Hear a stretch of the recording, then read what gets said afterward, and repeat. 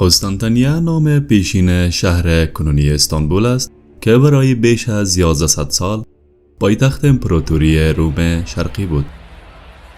دیوارهای دفاعی سیلایه‌ای در گرداگرد این شهر در مقابل یورش‌های زمینی و دریایی پاسداری می‌کرد و برای بیشتر از 1100 سال هیچ قدرت با حملات متعدد نتوانست این شهر را تسخیر کند.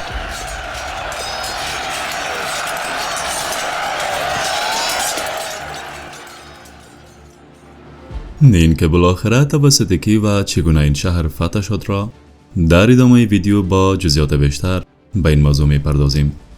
پس تا آخرین ویدیو با ما همراه باشید. قبل از تماشای این ویدیو جهت حمایت از ما چنل ما را سابسکرایب و این ویدیو را با دوستانتان شریک سازید.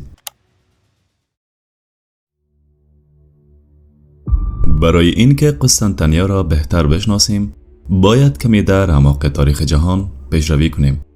حدود سال 27 قبل از میلاد امپراتوری روم باستان حکمرانی خود را بر بخش بزرگی از خاورمیانه، اروپا و آفریقا آغاز کرد.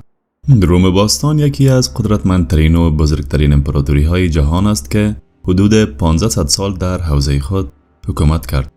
در سال 395 میلادی امپراتور تیودیوس روم را برای کنترل بهتر و تداوم حکمرانی به دو قسمت روم غربی و روم شرقی تقسیم کرد. شهرهای روم و قسطنطنیه پایتخت این دو امپراتوری بودند. عمر امپراتوری روم غربی به 100 سال نرسید، اما روم شرقی به مرکزیت قسطنطنیه تا سال 453 میلادی پابرجا بود. همانطور که از تاریخ برمی آید، قسطنطنیه شهری است که سالها پایتخت امپراتوری روم شرقی یا بیزانس بوده و نقش اساسی در تاریخ روم دارد. کنستانتین یکم اولین امپراتور روم است که مسیحیت را به رسمیت پذیرفت و دین رسمی امپراتوری روم اعلام کرد. این پادشاه از طریق قدرت کلیسا و گسترش دین مسیحیت توانست بر دشمنان زیادی پیروز شود. کنستانتین پس از پیروزی به دشمنان و در سال 330 میلادی شهر کنستانتینوپل یا هم قسطنطنیه را در منطقه وسطایی بیزانتیوم بنا کرد و از همان زمان ساخت ساختمان‌های حکومتی را در گرداگرد این شهر آغاز کرد. کنستانتینوپل یا به زبان عربی قسطنطنیه شبه جزیره‌ای بود که از سه جهت به آب و از سمت غرب به خشکی را داشت. موقعیت این شهر به گونه‌ای بود که تنها از سمت غرب ممکن بود مورد حمله دشمنان قرار بگیرد. اما پادشاه برای جلوگیری از این حملات دیوار قسطنطنیه را در سمت غربی این شهر ساخت و اسم کنستانتینوپل یا هم قسطنطنیه نیز به افتخار این شاه مسیحی بالای این شهر گذاشته شد. دیوارهایی که در آغاز به دستور کنستانتین کبیر ساخته شده بودند از همه سو شهر را در بر گرفته بودند و از آن در برابر یورش‌های زمینی و دریایی محافظت می‌کردند. در قرن 5 میلادی هنگامی که شهر آغاز به گسترش نمود، دیوارهای دوردیفعی تیودوس ساخته شدند. دیوارهای قسطنطنیه در زمان محاصره آوارها، اعراب، روس‌های کیف و بلغاریا از شهر قسطنطنیه و امپراتوری بیزانس محافظت کردند و این شهر تقریباً برای هر محاصره کننده قرون وسطی تقریباً نفوذناپذیر بود و طول جاری این دیوارها به 22 کیلومتر میرسد. با گفته مورخان مسلمان حدیث از پیامبر بزرگمان حضرت محمد صلی الله علیه و سلم است که ایشان گفته بودند بیشک قسطنطنیه فتح خواهد شد، چینی کو امیری از آن امیر و چینی کو سپاهی از آن سپاه.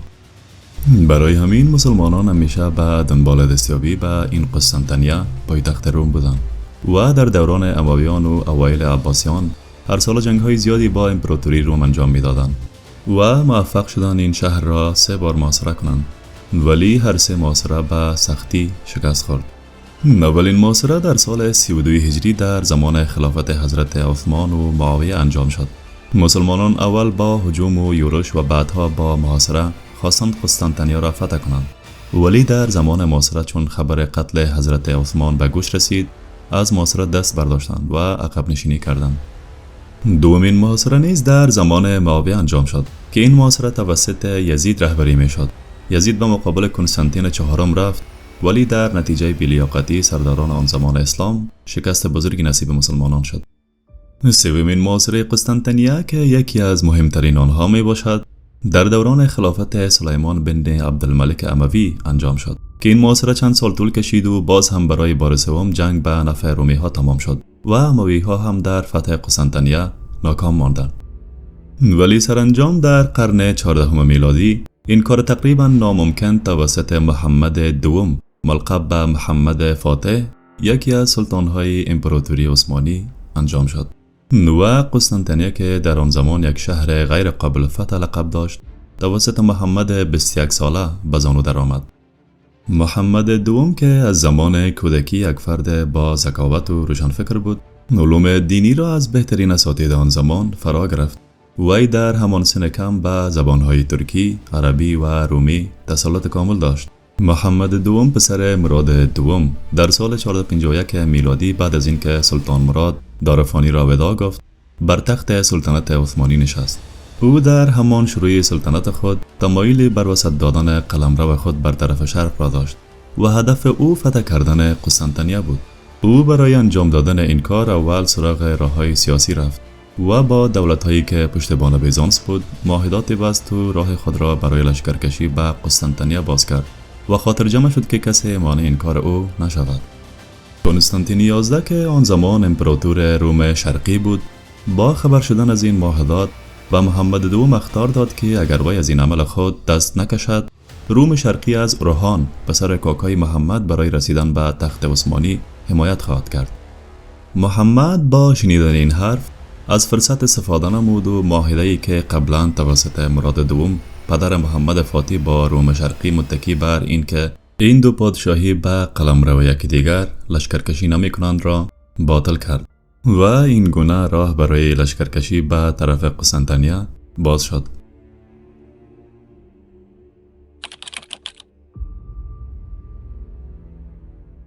محمد فاتح در تاریخ 6 اپریل سال 453 لشکر 80,000 نفری و یا با روایت دیگر 100,000 نفری خود را عازم قسطنطنیه نمود و این شهر را محاصره کرد.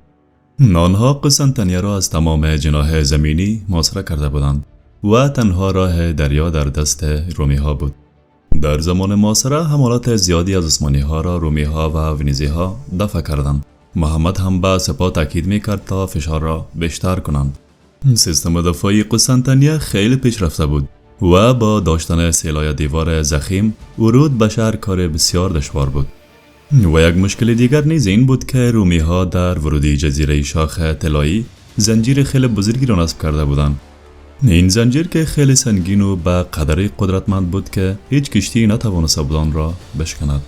ولی محمد دوم با استراتژی خیلی زیبا و بینقص توانست از این سیستم دفاعی عبور کند. نو فرمان داد که ناو عثمانی را طی یک عملیات پیچیده از خشکی عبور دهند. در این عملیات که محمد فاتح دستور داد تا تنه درختان بزرگ را قطع نموده و با روغن چرب نمایند و در زمین فرش کنند و کشتی ها را به ماسیقه دقیق از روی تنه درختان توسط گاوها و نیروی انسانی عبور دهند. وی در خشکی نیز توپ‌های بزرگی که در آن زمان نظیر آن وجود نداشت را مسخر نموده بود. این توپ‌ها خیلی بزرگ بودند و قابلیت شلیک گلوله‌های به وزن 500 کیلو را داشتند. محمد دوم با محاسبات دقیق نقاط ضعف دیوارها را شناسایی نموده بود و توپ‌ها را دقیقاً در همان جاها مسخر نموده بود و فرمان داده بود تا توپ‌ها بدون وقفه شلیک شوند. بعد از 53 روز محاصره و عبور دادن ناو خود با ترفند بی سابقه از زنجیره جزیره شاخ طلایی، محمد دوم دستور حمله همه‌جانبه را داد. سرانجام روز بزرگ فرا رسید و محمد دوم دستور داد تا از همه جانب دریا و خشکی به شهر حمله کنند. نو که با ساختن 1000 نردبان بر و با دادن آن به بنیچری ها دستور داد تا به سمت قلعه حمله کنند و گفت اگر کسی از دستور سرپیچی کنند و یا تخطی انجام دهد به بدترین شکل ممکن مجازات خواهد شد. با گفتن تکبیر و الله اکبر حمله را نیروی زمینی آغاز نمود. به توپخانه ها دستور شلیک بیوقفه صادر شد و به کشتی ها نیز دستور داده شد تا از راه دریا حمله کنند و با توپ هایی که در کشتی ها وجود داشت بر شهر پیهم شلیک کنند. با شلیک حدود 2 ساعت توپخانه ها دقیقاً به جاهایی که محمد دوم محاسبه نموده بود، توپ‌ها توانستند شکاف‌های غول‌پیکر در دیوارهای شهر ایجاد کنند که امروزه این شکاف‌ها به توپکاپی مشهور هستند. رومی‌ها که از پشت دیوار شاهد این صحنه بودند مات و مبهوت شده بودند، چون بعد از قرن‌ها دیوارهای افسانه‌ای قسطنطنیه قابل نفوذ بود. بعد از تخریب دیوارها و ایجاد شکاف بزرگ در آنها، نیروی زمینی وارد شهر شدند. بنابر نظر مورخین، اولین کسانی که وارد شهر شدند بنیچری ها بودند. وقتی نیروی زمینی وارد شهر شدند به مقاومت شدید رومی ها برخوردند. کنستانتین 11 که فرد شجاعی بود با تمام سپاه خود تا آخرین نفسهای خود جنگید. بعد از جنگ شدید رهبر ونیزی ها از ناحیه پا و زانوی راست زخم عمیقی برداشت و با اجازه گرفتن از امپراتور برای درمان زخم از صحنه جنگ دور شد. با رفتن این فرمانده تعدادی از ونیزی ها نیز میدان جنگ را ترک کردند. ولی با وجود این همه اتفاقات، کنستانتین 11 با تمام وجود داشت به دفاع از شهر و پس زدن عثمانی ها ادامه میداد. مورخین بر این باور هستند که شب قبل حمله نهایی، کنستانتین 11 از تمام بزرگان و سلاطین رومی به کاخ خود دعوت کرده بود و از آنان خواسته بود تا با جان و دل از سرزمین خود دفاع کنند. و در ختم جلسه همه یکی دیگر را در آغوش گرفتند و گریستند. گروهی از نیروی بیزانسی خندق عمیقی را در بین شهر ساختند و دیوار بزرگی را در پشت دروازه رومانوس مقدس ساختند و در پشت آن برای دفاع از شهر سنگر گرفتند. بالاخره امپراتور بعد از جنگ شدید در میدان نبرد جان خود را از دست داد و این صحنه باعث شد که رومی ها نیز تسلیم شوند و اولین پرچم عثمانی ها در قسطنطنیه برفراز شد. رهبر ونیزی ها که توانسته بود با کشتی از شهر فرار کند، بنابر زخم شدید در راه فرار جان خود را از دست داد. حالا دیگر شهر کلاً بر دست عثمانی ها افتاده بود و مردم همه با هرج و مرج دنبال راهی برای فرار از شهر بودند. محمد دوم که حالا ملقب به فاتح شده بود، به تمام مردم گفت که نباید بترسند و همان گونه که سابق در شهر ساکن بودند به سکونت خود ادامه دهند. محمد فاتح بعد از فتح قسطنطنیه اسم این شهر را به اسلامبول یا هم مسکن مسلمانان تغییر داد و از مسلمانان و مسیحیان خواست تا بدون هیچ درنگی با هم در یک شهر زندگی کنند. محمد بعد از فتح به مدت 1 ماه در شهر به سر برد و در طول این 1 ماه کارهای مهمی در عرصه رونق بازار و تجارت انجام داد. اسلامبول در آن زمان با وصل کردن شرق با غرب جایگاه تجاری بسیار مهمی داشت. با وجود اینکه محمد یک شخص نظامی بود، اما به خوبی از پس صحبت کردن به زبانهای گوناگون برمی آمد. او می توانست ترکی، عثمانی، سربی، عربی، یونانی، لاتین و فارسی را صحبت کند. محمد فاتح گاهی علمای اسلامی را به دربارش دعوت میکرد و به آنان دستور میداد تا در حضورش درباره دین اسلام بحث کنند. در میان پادشاهان عثمانی محمد بیش از سایرین به دانش نجوم و الهیات علاقه نشان میداد. در میان نزدیکان او اندیشمندان یونانی و ایتالیایی زیادی نیز به چشم میخورد. یکی از آنها میشل کریتویولوس بود که به محمد لقب فیلنهلن یعنی دوستدار یونانیان داد. محمد فاتح پس از فتح آتن همچنین از خراب کردن ویرانه‌های باستانی آتنی چشم پوشی کرد. او همچنان در کنار علاقه‌اش به شعر خود نیز یک شاعر بود و با تخلص آونی شعر می سرود و همچنان از وی یک دیوان برجا مانده است. در سال 1481 محمد فاتح با همراه سپاه عثمانی به سمت مالتیپه در قسطنطنیه در حرکت بود که دچار بیماری شد. او به تازگی کارزار فتح رودس و جنوب ایتالیا را آغاز کرده و حتی برنامه داشت تا مصر را نیز فتح کرده و با برانداختن خلافت عباسی خود را خلیفه اعلام کند. اما چند روز پس از دچار شدن به بیماری درگذشت. او در این زمان 49 ساله بود و در مسجد فاتح به خاک سپرده شد. تاریخ نگار معاصر کالیان هیوت میگوید که مدارکی در دست است که محمد مسموم شده بود.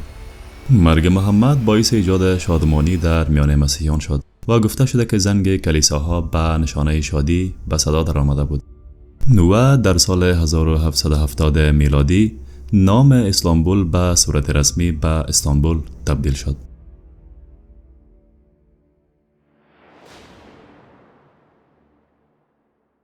این بود ویدیوی امروزی ما. تا یک ویدیوی دیگر شما را به خداوند یکتا می سپاریم. اگر پیشنهاد و انتقاد دارید در کامنت بنویسید.